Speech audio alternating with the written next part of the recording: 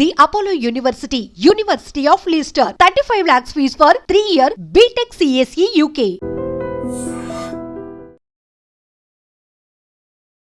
అక్రమ సంబంధాల కోసం ఇటు మహిళలు అటు మగవాళ్ళు ఎంతకి బరి తెగిస్తున్నారంటే ఏకంగా ప్రియుడితో కలిసి స్కెచ్ వేసి నేర ప్రవృత్తి కలిగిన వాళ్ళు ఎంత టెక్నికల్గా వాళ్ళు ఇలాంటి హత్యలకు తెగబడతారో అదే స్టైల్లో ప్లాన్లు వేసి భర్తలను హత్య చేయటంలో కీలక పాత్ర వహిస్తున్నారు కొంతమంది మహిళలు అనాలా వీళ్ళు ఏమనాలో కూడా అర్థం కావటం లేదు.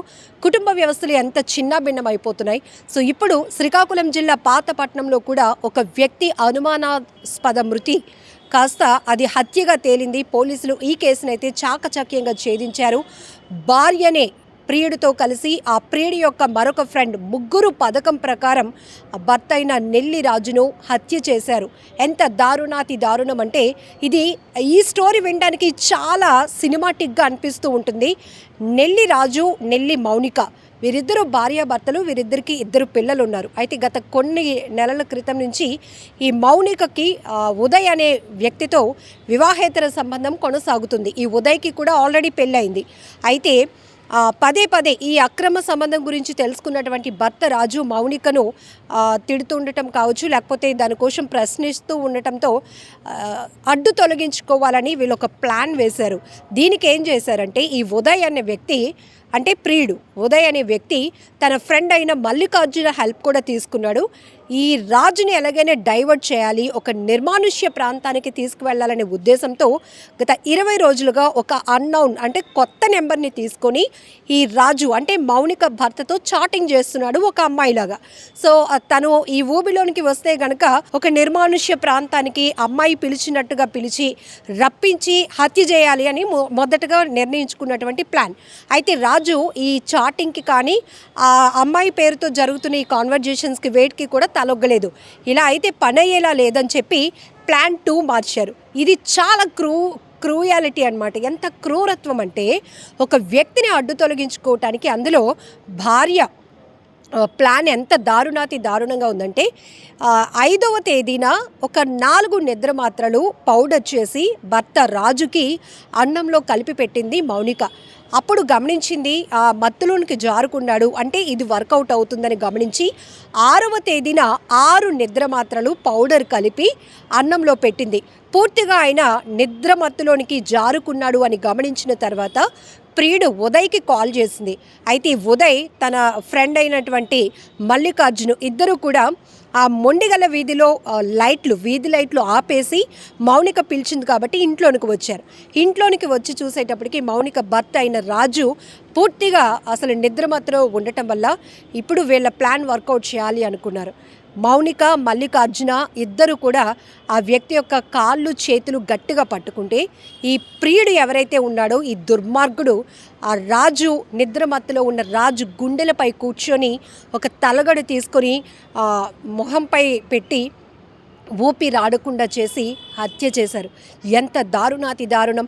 ఇలాంటివి మనం సినిమాల్లో అవి చిత్రీకరించే పాత్రలు అయినప్పటికీ కూడా చూస్తేనే గుండెలు అదిరిపోతాయి. అలాంటిది నిజ జీవితంలో కూడా అదే రకంగా వీళ్ళు స్కెచ్లు వేస్తూ మనుషుల్ని దుర్మార్గంగా పొట్టను పెట్టుకుంటున్నారు, దుర్మార్గంగా హత్యలు చేస్తున్నారంటే వీళ్ళు ఏమనాలో కూడా అర్థం కాలేదు. ఇక్కడ మహానటి అయిన మౌనిక గురించి మనం మాట్లాడుకోవాలి. 5వ తేదీన వీళ్ళు ఏం చేశారంటే 6వ తేదీన ఇలా జరిగిన తర్వాత ఇది యాక్సిడెంట్గా చిత్రీకరించాలి అనుకున్నారు. ఆ వ్యక్తి ఎవరైతే రాజు ఆత్మహత్య చేసుకున్నాడు అని చిత్రీకరించాలి అనే ప్లాన్తో యాక్సిడెంట్ కోణంలో ఈ ప్లాన్ అంతా వర్కౌట్ చేయాలనుకున్నారు. అయితే పక్కన ఉన్నటువంటి ఒక వీధి చివరన ఇతనికి ఉన్నటువంటి బైక్ని అక్కడ వదిలేసి ఒక మద్యం బాటిల్ని అక్కడ పడేసి ఆయన చెప్పులేదో దూరంగా అంటే ఒక మద్యం తాగి బైక్ డ్రైవ్ చేస్తే అతను చనిపోయాడు అని చెప్పే కోణంలో ఇలాంటి డ్రామాగా వీళ్ళు ఒక బండిని అక్కడ పడేశారు. అతని చెప్పులు రాజు చెప్పులు అక్కడ పడేశారు. ఇంకొంచెం దగ్గరలోనే ఒక మద్యం బాటిల్ని కూడా పడేశారు. అయితే ఈ 6వ తేదీన వీళ్ళు పథకం ప్రకారం హత్య చేసినప్పుడు ఆయన ఒంటిపైన లుంగి ఉంది.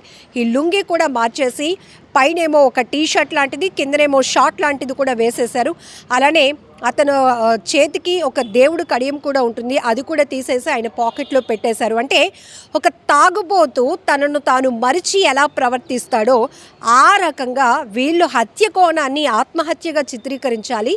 ఇది యాక్సిడెంట్ అని అందరినీ నమ్మించడానికి ఎంత డ్రామా ఆడారు అంటే పోలీసులు తమ దర్యాప్తులో మొదట అనుమానాస్పదంగా ఈ మృతి ఉంది అని చెప్పి పోలీసులు 6వ తేదీన కేసు ఫైల్ చేస్తే ఈ వ్యక్తి చనిపోయిన తర్వాత ఈమె కూడా కుటుంబ సభ్యులతో కలిసి ఆ మార్చురీ దగ్గరికి వెళ్ళటం, పాతపట్నం హాస్పిటల్ దగ్గరికి వెళ్ళటం, వగలమారి ఏడుపులు ఏడటం, పిల్లలిద్దరిని పట్టుకొని ఇప్పుడు నువ్వు పోతే నా దిక్కేంటి, ఎందుకు ఇలా చేసావయ్యా అంటూ ఏడవటం, ఇవన్నీ చేసిన తర్వాత వెళ్ళి పోలీసులు కూడా కంప్లైంట్ ఇచ్చింది. నా భర్త మృతి చెందారు అని చెప్పేసి దీనిపైన ఫిర్యాదు తీసుకోండి అని కంప్లైంట్ ఇచ్చింది.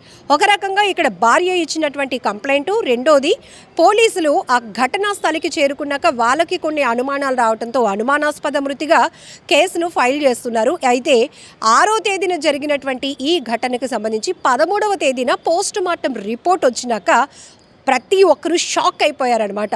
ఒక తలగడ దిండుతో ఊపిరి ఆడకుండా రాజుని హత్య చేశారు, చంపేశారు దుర్మార్గంగా అని పోస్ట్ మార్టం రిపోర్టు వచ్చిన తర్వాత ఇక ఈ డ్రామాలు చెల్లవు. పోలీసులు చాలా స్ట్రాంగ్గా ఇన్వెస్టిగేషన్ చేస్తున్నారని తెలిసి ఈ మౌనిక ప్రియుడైనటువంటి ఉదయ్కి సహకరించినటువంటి మల్లికార్జున, ఈ ముగ్గురు కూడా స్థానిక రెవెన్యూ అధికారి దగ్గరికి వెళ్ళి, సార్ తప్పైపోయింది, మేమే ఈ హత్య చేసాం, పథకం ప్రకారం ఇలా చేసాం అలా చేసామని మొత్తం వాళ్ళు వేసిన స్కెచ్లన్నీ కూడా మొత్తం ఆ ప్లాన్స్ అన్నీ కూడా వివరించుకొని వచ్చారు. సో పాతపట్నం డిఎస్పీ గారు కూడా మీడియా ముఖంగా మొత్తం ఈ కేసుకు సంబంధించి ఫుల్ డీటెయిల్గా వివరించడం జరిగింది. ఇక్కడ వీళ్ళ మోటో ఒకటే, వివాహేతర సంబంధాన్ని ప్రశ్నిస్తున్నటువంటి భర్తను అడ్డు తొలగించుకోవాలి అని. ఇక్కడ ప్రియుడు ఉదయ్ కూడా తన భార్యకు విడాకులు ఇవ్వడానికి డిసైడ్ అయిపోయాడు. అంటే ఇక ఈమెతో ఉండాలి అని అనుకున్నాడు, ఆమెతో ఉండాలి అనుకున్నాడు. వాళ్ళ పిల్లల పరిస్థితి ఏంటి, ఆ భర్తను అలా హత్య చేస్తే రేపు ఇదే క్రూయాలిటీతో ఉన్నటువంటి ఈమె నిన్ను నమ్మి ఉంటుందని నువ్వెలా అనుకున్నావు? సో ఇలాంటి ఎన్నో ప్రశ్నలు మనం ఇక్కడ రైజ్ అవుతూ ఉన్నాయి. ఒక్క రకంగా చెప్పాలంటే ఈ మధ్య కాలంలో ట్రెండ్ సెట్ చేస్తున్నారమ్మా, ఎందుకు ఇలా ప్రవర్తిస్తున్నారో కూడా అర్థం కావటం లేదు. అసలు భార్య భర్త అంటే ఒక వైవాహిక జీవితంలో మరొకరికి ఇన్స్పిరేషన్గా ఉండాల్సిన పరిస్థితి. గుట్టు చప్పుడు కాకుండా కాపురాన్ని గడపాలి. ఆర్థికంగా ఎలాంటి ఇబ్బందులున్నా కూడా, కుటుంబ సమస్యలు ఎన్నున్నా కూడా మూడో వ్యక్తికి కూడా తెలియకుండా ముందుకు వెళ్ళాలి అనే ఆలోచన పోయి ఇప్పుడు థర్డ్ పర్సన్ తమ లైఫ్లోనికి ఎంటర్ అయితే చాలు ఆ వ్యక్తుల సహకారంతో కట్టుకున్న భర్తల్ని భార్యల్ని కూడా హత్య చేయడానికి ఎంత ప్లాన్లు వేస్తున్నారంటే చాలా దారుణాతి దారుణం. మొత్తానికైతే శ్రీకాకుళం జిల్లా పాతపట్నం పోలీసులు ఈ కేసును ఛేదించి పూర్తి వివరాలు మీడియా ముఖంగా వివరించడం జరిగింది. మొదటైతే మాత్రం ఈ మహానటి ఏడుపుకు అందరూ కూడా నిజంగానే ఆ రాజు మద్యం సేవించి ఇలా ఏదో ప్రమాదవశాత్తు చనిపోయాడేమో అనుకున్నారు.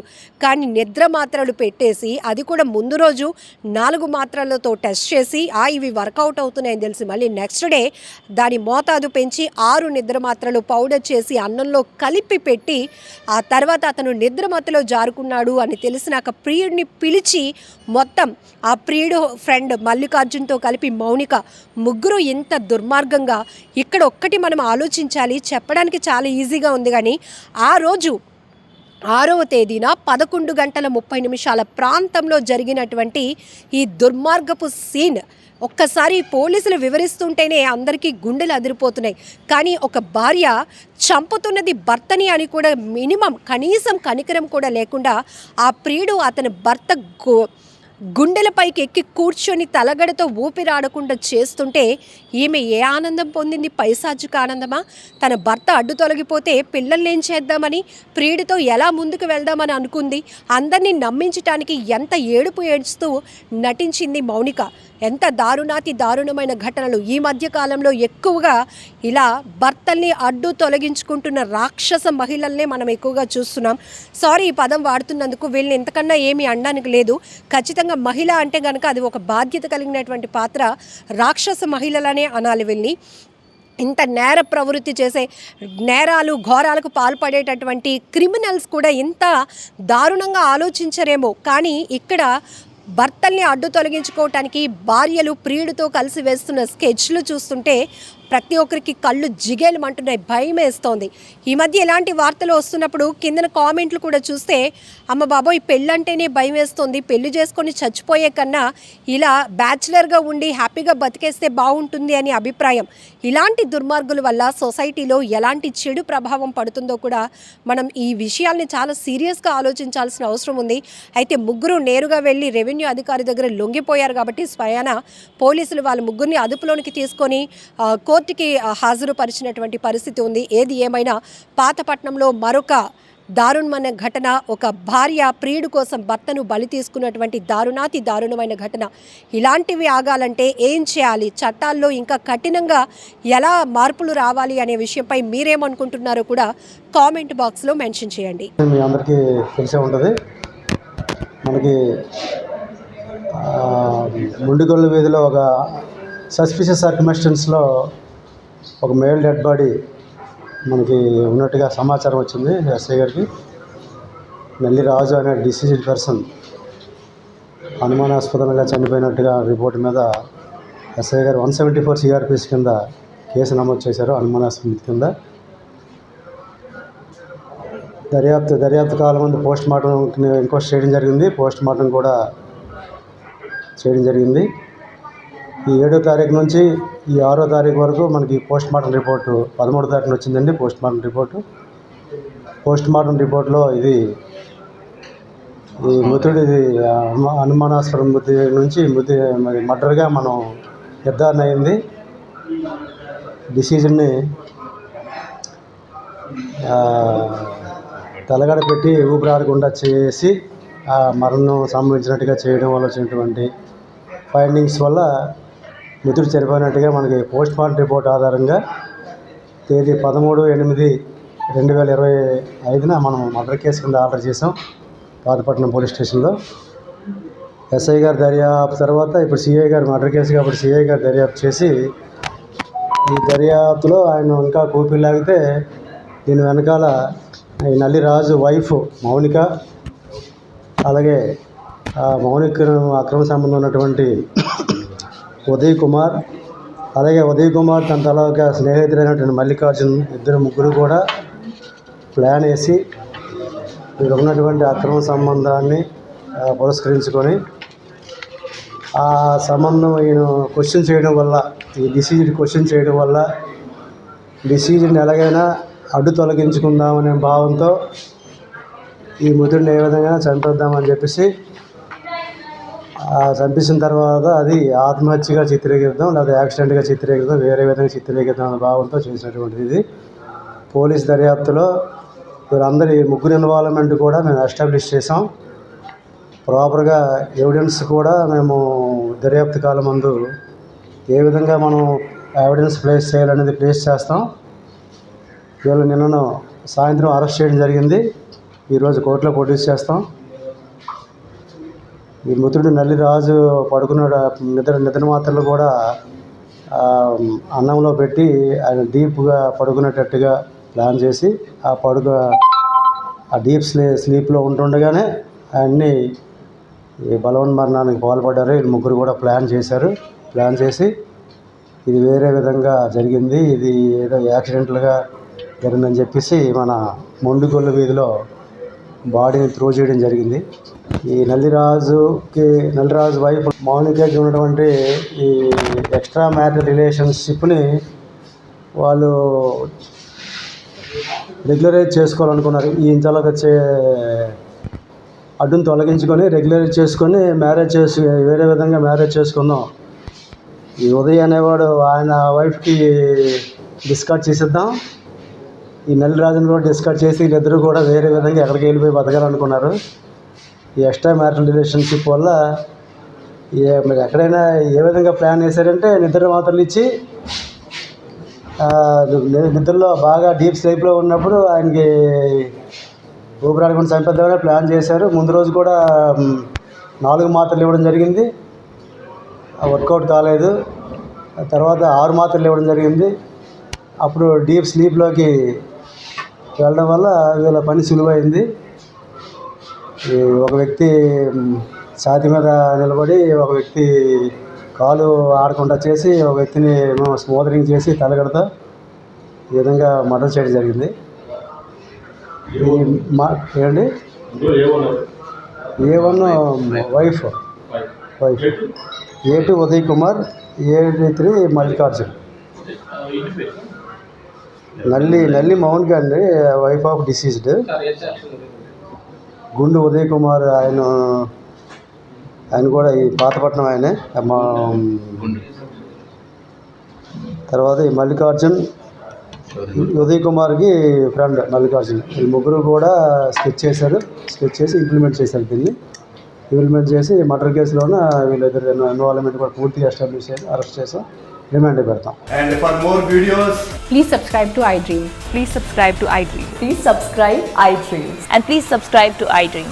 For more videos, subscribe to iDream. please like, share and subscribe to the channel. Congratulations, iDream. Subscribe to iDream. Subscribe to iDream. So subscribe to iDream Media. iDream team అందరికి huge congratulations. Please subscribe iDream Media. Please subscribe to iDream.